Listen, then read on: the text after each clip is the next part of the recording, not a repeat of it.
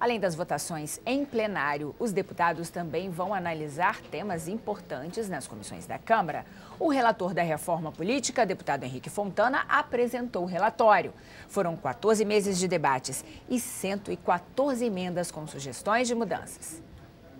O relatório propõe duas mudanças muito importantes. As campanhas eleitorais passarão a ser financiadas exclusivamente com recursos públicos, por meio de um fundo de financiamento. A ideia é gerar campanhas mais baratas, fiscalizáveis, sem caixa 2, evitando campanhas milionárias que beneficiam candidatos de alto poder aquisitivo. As eleições para deputados estaduais, federais e vereadores passariam a funcionar pelo sistema de listas flexíveis. Os partidos apresentam uma lista hierarquizada de candidatos. Os eleitores podem votar no partido, concordando com a lista, ou no seu candidato. A cada voto no candidato, o eleitor influi na posição dele dentro da lista, podendo fazê-lo ganhar posições.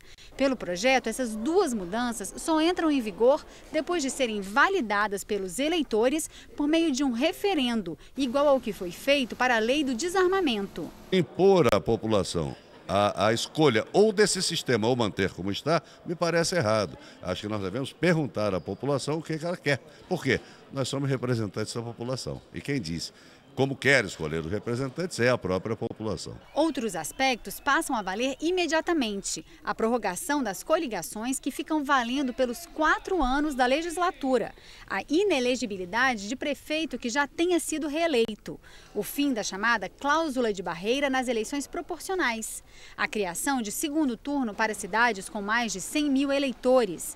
Redução do mandato de senador de 8 para 4 anos e mudança nas regras de suplência para senadores, que passam a ser substituídos pelo deputado federal mais votado do seu estado, desde que seja do mesmo partido. E a possibilidade de coletar pela internet assinaturas para apresentação de projetos de iniciativa popular.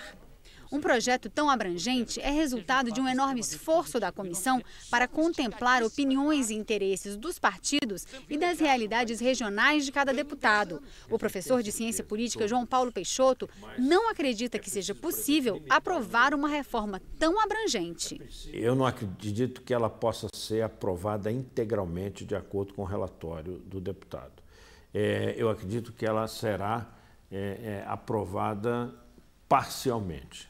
E eu gostaria até de lembrar o seguinte, existe uma outra proposta global também de reforma política tramitando no Senado, né, que também aborda diversos aspectos de mudança no sistema político brasileiro. Na comissão, essa dificuldade de chegar a um texto de consenso se reflete no grande número de mudanças propostas pelos deputados. Mais de 20 destaques já foram apresentados para que pontos polêmicos sejam votados em separado do texto principal. O relatório ele não contemplou o que eu acho que são as questões de fundo da grande mudança que eu acho que a gente tem que ter. Não contemplou o voto facultativo, não contemplou um sistema de revogabilidade de mandatos, não contemplou a proibição de reeleição para o executivo e o limite de uma única reeleição no máximo para o legislativo. Então, na minha concepção, ele não avançou em pontos que eu acho que eram essenciais para que a gente mudasse de verdade o nosso sistema político. O modelo atual está esgotado. Nós precisamos dar esse passo à frente. Mas é muito complexo. Vivemos uma crise aqui de hegemonia. Nenhuma proposta tem maioria suficiente para prosseguir. Mesmo longe do consenso, o relator comemora que os trabalhos da comissão estejam se encaminhando para a votação. Há avanços importantes no relatório e que a única maneira de poder votar reforma política no plenário é exatamente aprovando na comissão e disputando as diferenças pontuais que existem entre os partidos em destaques de votação. Agora nós chegamos a uma fase, de fato fomos muito abertos democraticamente a receber um conjunto de emendas que permita aos partidos fazerem os seus destaques. Mas o regimento é assim, um momento na democracia tem que marcar o dia da votação. Não se pode a cada semana dizer, não, eu quero fazer mais emendas para outra semana e postergar. Então acho que a comissão compreendeu que o regimento determinava o fim do prazo de emendas e agora estamos em processo de discussão e os partidos preparando os seus destaques e eu percebo que está se constituindo uma maioria a favor da aprovação do relatório. A comissão especial que analisa a reforma política tem reunião marcada para hoje, às 2h30 da tarde, e pode começar a votação do parecer do deputado Henrique Fontana. Deputado César Colnago, o que deve sair de uma votação da reforma política? O que há clima para, de fato, ser votado pelo parlamento? Apesar da importância assim, fundamental que tem essa matéria, eu chamaria da mãe das reformas, porque é onde você vai escolher todos os líderes para as mais diversas casas e para o Executivo. Eu entendo que uma reforma tão ampla tem muita dificuldade de caminhar. Eu acho que tem algumas coisas básicas e essa questão da reforma é a questão que a gente vai tomar sempre uma posição partidária. O PSDB vai discutir internamente. Nós temos algumas teses, como o voto distrital, contra o financiamento público, nós somos pelo financiamento privado, nós somos a favor, contra a lista, não tirar o direito do eleitor escolher, agora ele colocou uma lista flexível. São temas muito diversos, complexos. A gente sabe que o que está aí não agrada. Agora, construir uma nova proposta, eu imaginaria que, com todo o esforço da comissão, que eu quero aqui parabenizar, talvez se a gente fosse tomando algumas medidas, fidelidade partidária, voto distrital, você iria vagarosamente colocando uma regra melhor do que aí está. Eu acho que uma proposta tão ampla vai ter muitas dificuldades de convergência e essa é a matéria que a gente poderia ter talvez as duas casas trabalhando juntos. Nós temos o Senado trabalhando e a Câmara trabalhando. Então eu acho que ela não começou bem do ponto de vista metodológico de como se trabalhar uma proposta tão complexa e eu vejo com muita dificuldade. Agora a decisão final sobre a matéria do ponto de vista do nosso voto a gente vai discutir evidentemente sempre nas nossas reuniões de bancada para reafirmar nossas teses. Algumas teses que estão nesse relatório são teses do PT. Nós somos contra e queremos discutir melhor, talvez buscar o entendimento. Por isso que não é fácil colocar tão rapidamente para votar essa matéria tão complexa e tão importante para o processo democrático e da consolidação da nossa democracia. Deputada Luciana Santos, o Congresso Nacional terá condições de votar todos esses pontos e, de fato, produzir uma reforma política ampla? Pois é, como foi dito pelo deputado César, e há de fato aqui na casa um longo debate sobre isso, que não começou de hoje.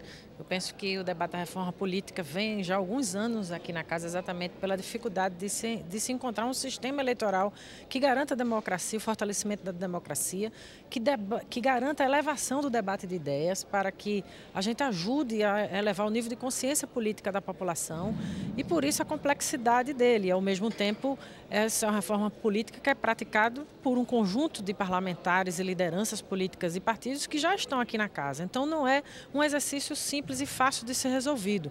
Eu penso que nós temos que trabalhar isso a médio e longo prazo para que a gente legisle para disputas mais para frente. Com isso a gente garante uma maior isenção, não é, do debate sobre isso e mecanismos de consulta pública à população.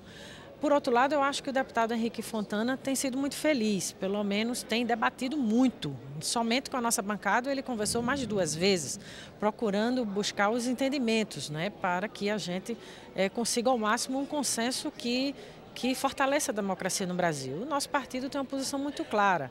Nós somos daqueles que achamos que no país nós precisamos fortalecer as instituições para que, de fato, a disputa eleitoral no Brasil se dê no campo programático, no campo de conteúdo, no debate de ideias. Essa é o que nós consideramos que pode dar um salto que o Brasil tanto merece. É claro que isso é um outro ambiente, uma outra situação, outro sistema, uma outra lógica em que as instituições de fato sejam fiscalizadas, que a população tenha a condição de observar se aqueles programas, se aquele conteúdo programático que os partidos estão defendendo, estão praticando no seu dia a dia, na sua votação, na sua tomada de decisão. Então, por isso que o nosso partido defende o voto em lista hierarquizado, porque achamos que é preciso mudar o conceito, não é, do que deva ser a política no país, que deva ser sempre a partir do programa, do conteúdo, e não exatamente das pessoas no processo, né? E segundo é o problema da exclusividade do financiamento público de campanha.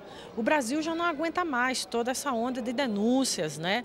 de problemas de corrupção, e isso todos nós sabemos que um dos grandes vertentes desse problema é exatamente o financiamento de campanha, o financiamento privado de campanha. Além de que o financiamento privado compromete até o comportamento do parlamentar, na medida em que ele vai dar satisfação população aquele que financiou a sua campanha. Então nós precisamos garantir o financiamento exclusivo de campanha pública, porque isso vai reduzir os custos de campanha que são altíssimos no país e vai deixar o parlamentar de maneira mais autônoma tomar decisões dentro do Congresso das diversas questões nacionais, baseado numa posição que ele se comprometeu com a população, de conteúdo programático. Por isso que a nossa posição é muito clara.